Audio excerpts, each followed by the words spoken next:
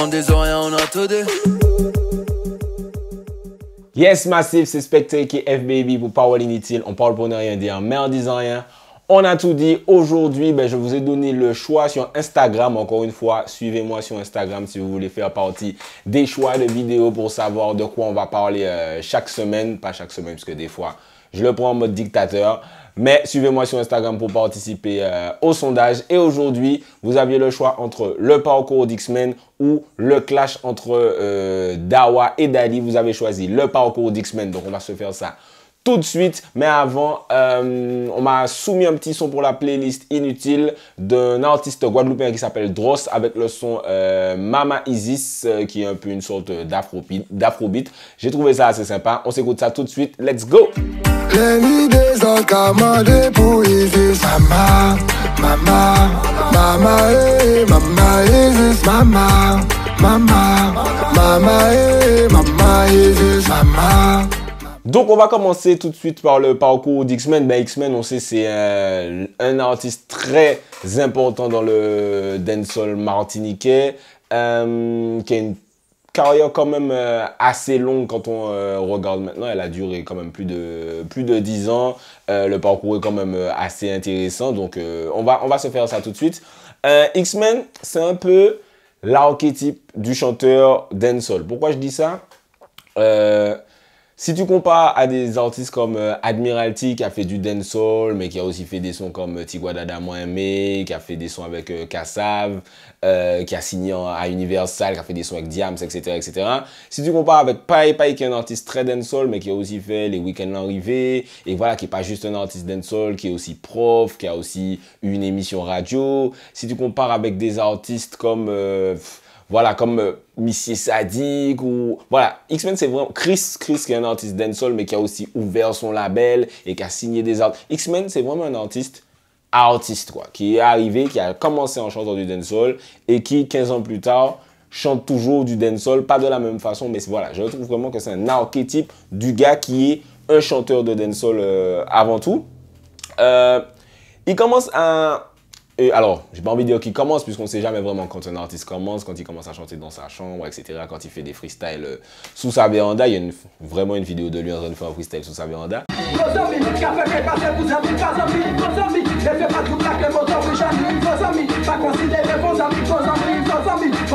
Et là où on le découvre en tout cas, c'est à la grosse période des compiles, une période que les moins de 20 ans et même peut-être les moins de 25 ans ne peuvent pas connaître, la grosse période des compiles avec les Dancehall Clash, de Blared, Check It, Reloaded, etc.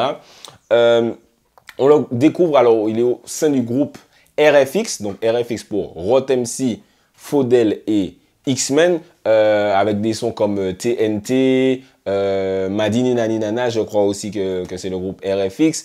À cette période-là, il fait aussi le son Délire, c'est un précurseur des sons Délire, vous voyez.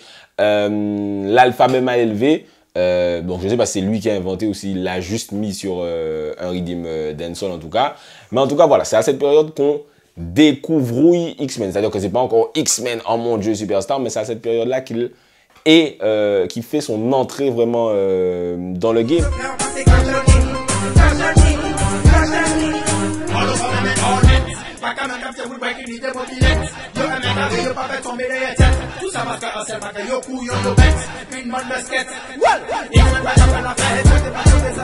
Les compiles, c'est une vraie institution parce que si tu étais le single de la compile, tu étais une star pour les deux années à venir. Des gars comme Rot MC, Mighty Mike d'Anthologie, même Mighty Killa, je suis pas sûr que ce soit via les compiles, mais voilà. Dans toute cette période-là, par exemple, le Génération Dancehall Volume 2, le Megamix, Plan Couchal, Demalcap, pas qu'à rentrer dans le même trou, Dead Boy No de Rot MC et Ragaïla de MD, il y a toute une génération, on n'a peut-être même pas suivi leur carrière après, mais ça, on connaît par cœur. Donc les compiles, c'est très important.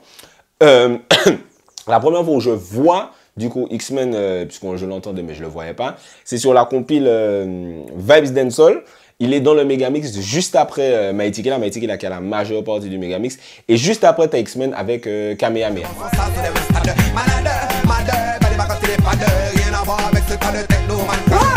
Kamehameha, à l'attaque ou contre-attaque, ou contre-attaque, on nous traque, mais X-Men la carte de traque. Kamehameha, ou non, ou femme, des filles, ou pas. D'ailleurs, je vais tout de suite faire le parallèle. Mighty Killa, X-Men, donc ils ont traîné un peu dans la même cité à Ozanam. Je ne sais pas si X-Men y habitait, mais en tout cas, voilà, il a une affiliation à la cité. Peut-être qu'il y habitait, je ne sais pas. En tout cas, je ne connais pas les adresses postales des gens, n'est-ce pas? Mais en tout cas, avec Mighty Killa, il y a une certaine proximité. Tu les vois dans des lives ensemble, tu les vois dans des freestyles ensemble. Mais je crois qu'ils ont un ou deux, non, ils ont 2-3 sons ensemble quand même. Et tu sens que le style d'X-Men, à force de traîner avec Mighty Killa, commence à se rapprocher de son style. C'est-à-dire qu'il commence, comme tout le monde, tu cherches ton style dans Madini Nani Nana, dans TNT. Son style n'est pas encore vraiment affirmé. Et à force de traîner avec Mighty Killa, ça commence à se rapprocher de son style très...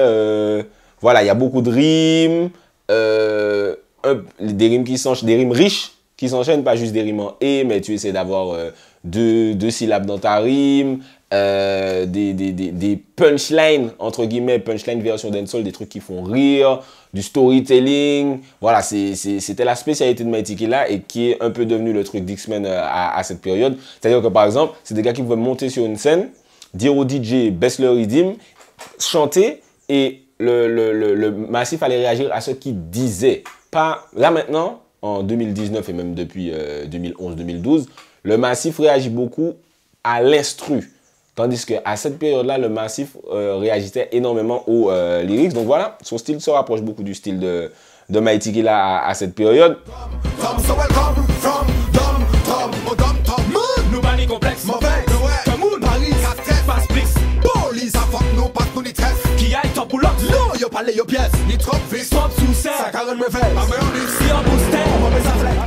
Son style, c'est un style festif, tout en restant un peu technique, tout en étant drôle, mais sans être grotesque. Donc voilà, je trouve qu'X-Men, c'est un peu une transition entre ce qu'il y avait avant et, bon, avant, peut-être pas avant, mais ce qu'il y avait un peu avant lui et ce qu'il y a eu juste après sa grosse période de 2011, mais on va y arriver.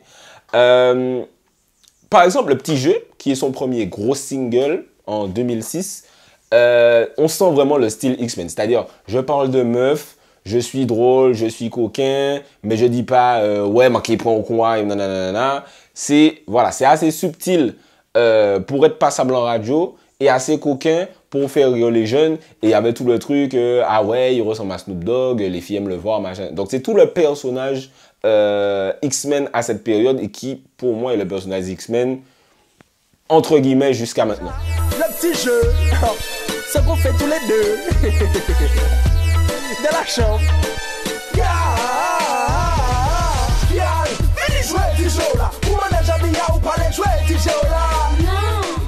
Après le single Le Petit Jeu qui vient du coup après la période compile, il y a toute la période que j'appelle le virage Internet qui est 2005-2006. Bien sûr, Internet existe avant ça. Mais en Martinique, ça commence vraiment à se développer avec les MSN, avec les chats, avec les skyblogs, etc. Et surtout avec le téléchargement qui fait que les compiles et les albums commencent petit à petit à mourir. Je dis petit à petit, mais ça va quand même très très vite. Donc plus de compiles.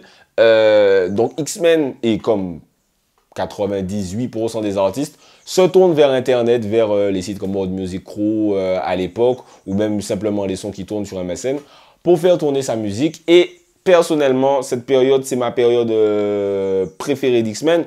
Voilà, il est livré un peu à lui-même, il doit créer lui-même, s'enregistrer lui-même, clipper lui-même. Il ouvre son studio qui s'appelle Ghetto Massive Studio, si je ne me trompe pas. D'ailleurs, il était dans un crew qui s'appelait Get Mass Crew. Voilà. Je dis un crew entre guillemets parce que c'est pas vraiment un crew qu'on a vu marcher en mode gang ensemble. Ils ont sorti, je crois qu'ils ont fait une mixtape ensemble qui n'a pas spécialement tourné. X-Men, c'est quelqu'un qui a été dans plusieurs crews, 2-3 crews quand même, mais je pense que c'est pas quelqu'un qui a l'esprit crew en fait. C'est vraiment quelqu'un qui est très je fais mon truc, ce qui est totalement louable, je fais mon truc, je fais avancer ma carrière et voilà. Donc il a été dans plusieurs crews, mais je pense que c'est pour ça que ça n'a jamais vraiment duré très très longtemps. Donc, il commence son studio, il s'enregistre, il fait même enregistrer des gens à l'époque. Donc voilà, il est en mode hustler, etc.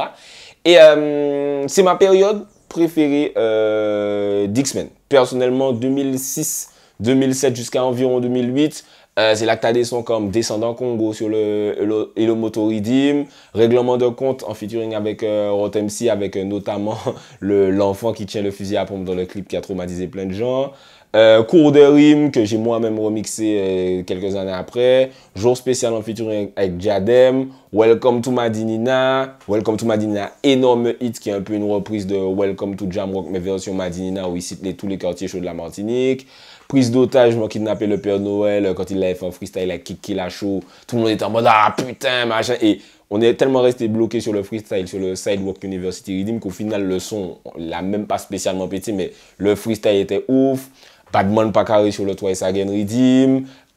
Voilà, il a vraiment eu cette grosse période underground. Regarde dans tête, mais ton téléphone portable. Trop sang cassé, oculé, manqué, pété un câble. En vérité, mon tête, caqué, mon malade, mon instable. Si n'est un chien qui a aboyé, mon gars, tu es aussitôt. Mon pas ni sentiment, manqué, fait un sentiment. Parole, moi, c'est boule, football, fait mes jambes, ou manqué, bah, au sentiment. Les manques à parler, qui bagaille sensé. Mon pas qu'à parler en collège, juste pour faire mon danse. C'est parole l'arrêt. Qu'on cale cheval en érection. TDI, turbo diesel injection. TDI, terrible et dangereuse infection. TDI, ton tape déclenchant l'extinction.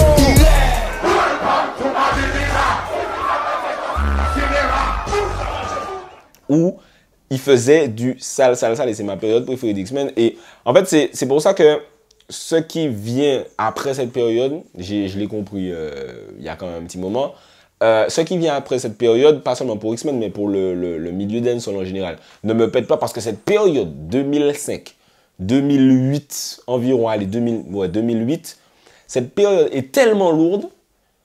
T'as des gars comme X-Men, Mighty Killa, Rot MC, Pai, Kalash qui arrive. En Guadeloupe, je ne veux même pas en parler parce qu'on sait. Mais voilà, vraiment, en Martinique, ces gars-là, ils font tellement un gros travail. Il y a du texte. Même c'est là que Lieutenant fait son comeback.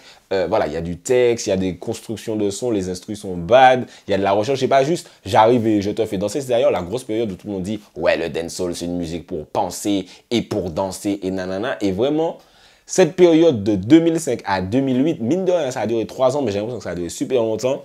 Tellement il y a des gros sons, des classiques durant cette période, dont ceux d'X-Men que je viens de vous citer. Il y a aussi des gars comme Diamond qui étaient dans son crew aussi à une période. Donc voilà, très grosse période. Donc après cette grosse période underground où il fait ses armes et où voilà, il fait déjà des prestations en Martinique, en France, etc. Et où il a quand même un gros succès d'estime dans l'overground, c'est-à-dire juste au-dessus de l'underground. Juste après cette période-là, il se prépare donc à sortir son album qui était censé s'appeler, si je me souviens bien à cette période, No Limit. Donc il faisait la promo sur son MySpace à l'époque, n'est-ce pas? Et c'est compliqué parce que c'est un gars, et j'ai jamais compris ça d'ailleurs, c'est vraiment un truc où j'aurais bien aimé comprendre.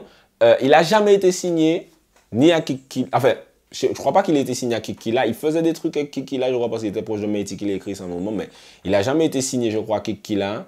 Jamais été signé à Dance Music et jamais été à Shabin Prod. C'est-à-dire, par exemple, Killa, ceux qui ont sorti les projets de Mighty Killa et Chris, donc. Dance Music, ceux qui ont sorti, entre autres, Pai à la même période, Saek aussi à peu près à la même période. Shabin Prod, c'est eux qui un peu après ont sorti le premier album de Kalash. Et X-Men n'a jamais été signé sur aucun de ces labels. Donc c'est une grosse interrogation que je me suis toujours posée. Donc son album, au final, No Limit, il a commencé à en faire la promo. Je me souviens sur MySpace, il avait même un teaser où il disait « Welcome to my album » pour faire le petit jeu sur « Welcome to Madinina » pour ceux qui s'en souviennent. Et il sort le single Madinina Kuduro, dont tout le monde se souvient, qui a fait énormément de gens danser. Mais à cette période, quand il sort Madinina Kuduro, ça pète pas direct. Je crois facilement que ce son a pris un an et demi pour vraiment atteindre son potentiel maximum. Il a sorti parce que, alors déjà, moi je déteste le Kuduro, déjà de base. Quand il a sorti, c'est une période où je suis assez déçu, pas d'X-Men, mais du dancehall en général, du dancehall martiniquais, parce que c'est cette période où voilà, X-Men fait Madinina Kuduro, Lieutenant fait un featuring avec Jean-Marie Ragal, Kalash fait un featuring avec Christiane Valéjo. Donc voilà, c'est une période où je suis en mode putain, on est en train de perdre le truc. c'est une période où je suis très en mode underground for life, allez, on est fort, faut qu'on montre que nanana. Et les gars, ils arrivent, ils font à chaque fois des sons où je suis en mode, mais qu'est-ce que vous faites, machin. Donc ils sont Madina Kuduro, ça pète pas forcément. Il fait un clip très underground, voilà, ça pète pas. C'est à cette période que le son chart a commencé à arriver, à vraiment être à la mode, notamment avec Propien ou Décalage qui explose vraiment à cette période aussi. Et là, X-Men fait un truc qui mérite totalement mon respect. C'est-à-dire que jusqu'à maintenant, je ne sais pas s'il a fait exprès ou pas exprès, ou s'il sortait juste des sons, mais le mec a enchaîné des hits dance floor, mais je ne sais pas si on avait déjà vu ça avant, en fait. Le mec, il a fait...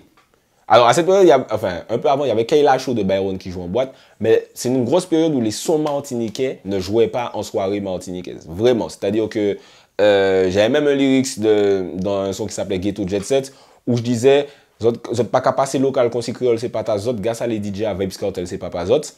Les gars passaient que du dancehall jamaïcain en soirée. Et maintenant que j'y pense, ça me manque. C'est très drôle. Mais... voilà, il y a Kayla Show de Bayard qui passe en boîte, mais sinon, il n'y a pas énormément de sons martiniquais qui passent en boîte. Et X-Men arrive avec Sophie, Soirée à oser, qui est fait ta tête toucher tes genoux, Pas de panique, X-Men s'y place là, Pas fait you ça X, Coup de foudre, est-ce que je crois que j'ai déjà à dire, est-ce que tu sens venir la basse, c'est... Cette période-là, tu pouvais faire, il y avait deux artistes, tu pouvais faire une session Conscience et une session X-Men, tellement ils avaient des gros sons qui étaient tous des hits et ça lui permet entre guillemets de même pas de se déterrer parce qu'il n'a jamais été enterré, mais à une période où il avait galéré pour sortir l'album No Limit, il devient l'artiste number one dancehall martiniquais en termes de buzz à cette période là. Femme la télé, si mwen so mwen kon mwen le man ka di non il ka insulte mwen. Il dit mwen il est fait devant tout le monde soute mwen. Pli man ka pale ba il pa ka koute mwen. Gens qui goumen en job là. Big up Sky Cash and MC Valet Plin lieutenant waf nèg you need to big up les autres là. So me say pas de panique, X-Men si place là. Pas de panique, X-Men là je remets ça.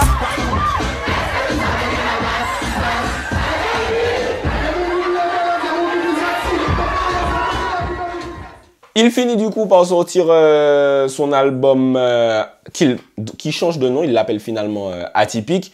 Donc voilà, c'est pas un album. X-Men pour moi, c'est pas un artiste d'album, c'est un artiste de single. Donc l'album Atypique, bon ben voilà, il y a 4 sons qu'on connaissait déjà. Les 4 derniers sons, c'est quoi? C'est Coup de foudre, Soirée à oser, je sais pas s'il a pas fait Yosa X. Mais en tout cas, Madina Kuduro, voilà, c'est 4 sons qu'on connaissait déjà.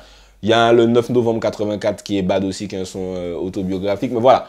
En gros, c'est pas un album, voilà, c'est pas Mosaïque Créole, c'est pas l'Immeuble avec la de Chris, parce qu'X-Men pour moi c'est vraiment un artiste de single, mais je vais revenir dessus. Donc ils sortent cet album, fort de son gros succès de cette période 2010, 2011, 2012, surtout là on est toujours en 2011.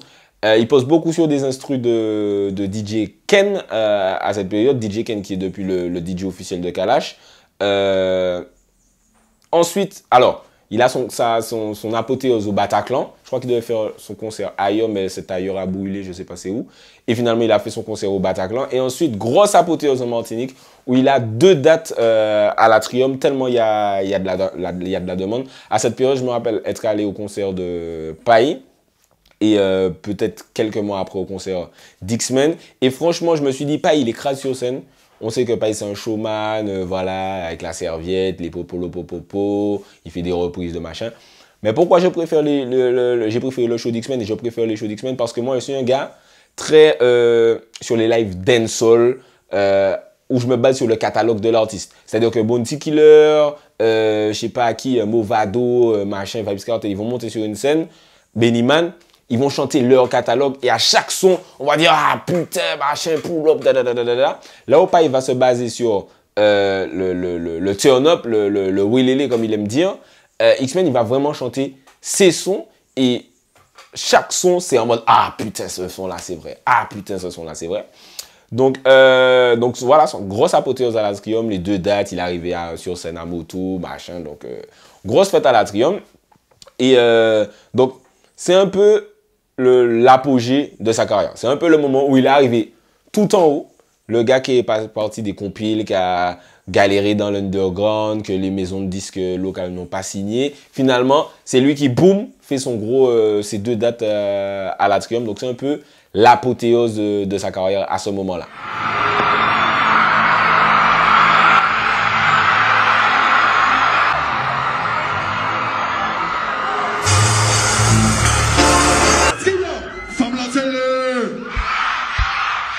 Les macadou noïka, il dit moi il est fait de faire tout le monde. Puis macapa les bails macacou, femme la télé. Après, bon, forcément, je suis obligé d'en parler puisque il fait son Atrium au début des grandes vacances et c'est vers la fin des grandes vacances, comme vous le savez, qui nous check moi, DFG et Taiji et Politique Night, du coup, à cette période. Yo, let's go, on fait un crew, je prends les jeunes de la Martinique et je vous aide à vous lancer, à vraiment exploser, machin.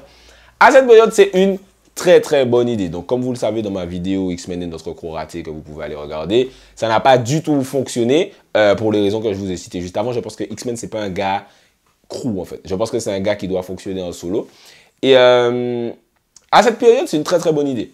Ça me rappelle Rick Ross à cette période qui venait de faire BMF, après Hustle où on disait que ce serait un One Hit Wonder. Il a fait BMF, il a fait le Aston Martin Music avec Drake, il enchaîne les gros sons.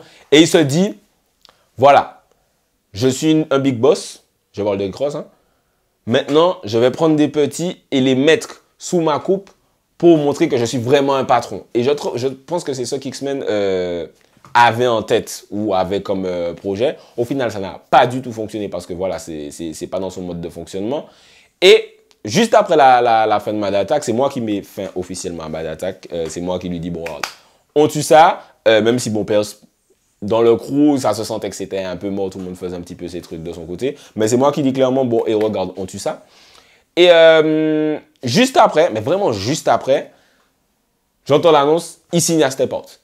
Et là, dans ma tête, je me dis, ah, ok, d'accord, je vois. Donc, X-Men signe à Step Out sous le label de Chris. Personnellement, mon analyse du truc, je sais pas si c'était une super idée. Dans le sens où c'est censé être une grosse tête du game. Je parle d'X-Men. X-Men est censé être une grosse tête du game. Et je trouve que signer chez Chris, ça le faisait passer peut-être pour plus petit qu'il ne l'était. Bon, après, il avait forcément des avantages ou des avantages qu'on lui a promis ou machin. C'est toujours mieux d'être signé dans une structure plutôt que de tout faire soi-même. C'est clair, net et précis. Mais en tout cas, il signe à Step Out et il signe un seul album qui est l'album Saturday Night. Le plus gros single, du coup, c'est Dans les étoiles. Donc, il y a 2 sons sur cet album qui ont bien marché. C'est Dans les étoiles qui a marché, qui est beaucoup passé en radio. Et Fake Friend qui est un classique d'X-Men où voilà, il fait un petit storytelling d'un gars qui sort de prison et il tue tout le monde parce qu'il croit qu'on l'a trahi et machin. Bon, bref, voilà. Et Dans les étoiles, putain, c'est sorti il y a 5 ans. Incroyable. Le temps passe vite. Dans les étoiles, tu me demandes c'est sorti quand? J'ai l'impression que c'est sorti il y a 2 ans. Mais c'est sorti il y a 5 ans. C'est incroyable. Et après cet album, bon, j'ai envie de dire que l'album est moins bon que le premier, moins marquant que le premier, mais bon, il y a quand même le gros single Dans des étoiles qui ressort.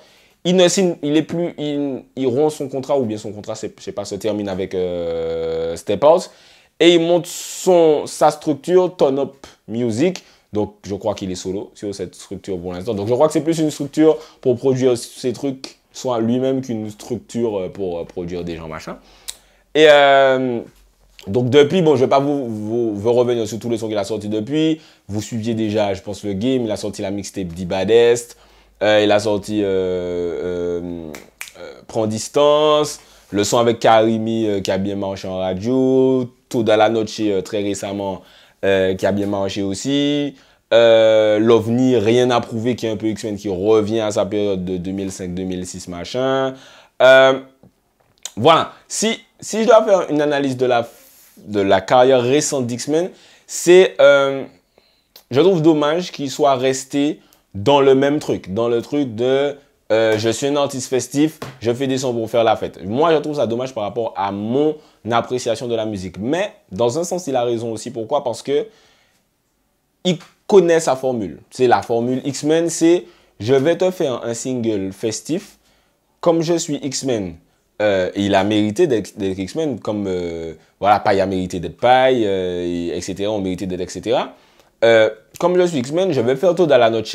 Je sais que ça va passer en radio, donc que vous allez l'entendre. Je sais que mon public va cliquer, donc que je vais faire un certain nombre de vues. Donc ça va se répondre un minimum, donc que ça va fonctionner un minimum. Donc il a cette formule où il est arrivé avec le son avec Karimi, Dancehall Party avec Shiny Queen, Toda la Noche, où X-Men, il sait faire un son. Quand il voudra te sortir un single, il va te sortir un single et tu vas te le manger. Le grand public, en tout cas, va se le manger. Donc, je pense vraiment que ce qu'X-Men fait, il peut le faire pas pour toujours, mais bon, voilà, si là, je crois, il a 35 ans, il peut facilement le faire jusqu'à ce qu'il ait 40 ans, sans forcer, je pense. Après, est-ce qu'on aurait voulu qu'il se remette un peu plus en question, qu'il essaie d'aller plus loin? Peut-être, mais tous les artistes ne peuvent pas faire ça. Excusez-moi. Il faut se rendre compte qu'à un moment, des Admiralty, il y en aura un. Kalash, il y en a un. Tel artiste, voilà, il y a un artiste comme ça par période. Et les autres vont trouver leur formule, vont atteindre leur apothéose et vont se mettre en mode croisière. Souvent, on dit, on fait la comparaison Beyoncé et je sais pas quel autre artiste de R&B. Et moi, je dis tout le temps aux gens, les gars, tout le monde ne peut pas être Beyoncé en fait. C'est-à-dire que il y aura toujours ta carrière artistique. Pour 99% des artistes, ce sera, et des artistes qui ont de la chance, ce sera, boum, je pète, j'atteins mon plus haut niveau et je me mets en mode croisière et je stagne. Et il y a toujours les gens en mode, non mais lui il mérite plus, non mais il aurait dû aller plus loin, non, j'entends souvent ça pour Kérosène aussi. Et je dis, les gars, frère, les gars sont à partir du tout bas de l'underground, ont réussi à arriver jusque-là, c'est déjà un succès. Tout le monde n'est pas obligé d'avoir le succès national, machin, truc, etc. quoi. Donc, je trouve vraiment que la carrière d'X-Men est honorable. Sincèrement, il n'y a pas énormément de gens qui ont fait ça. C'est pas du tout un mec qui a été privilégié de la musique, qui est arrivé, qui a signé sur un label et il a eu les grosses promos et on l'a machin. C'est vraiment un gars qui a eu son succès via le public a kiffé ce qu'il faisait, le public l'a mis là et il a eu le succès qu'il a eu.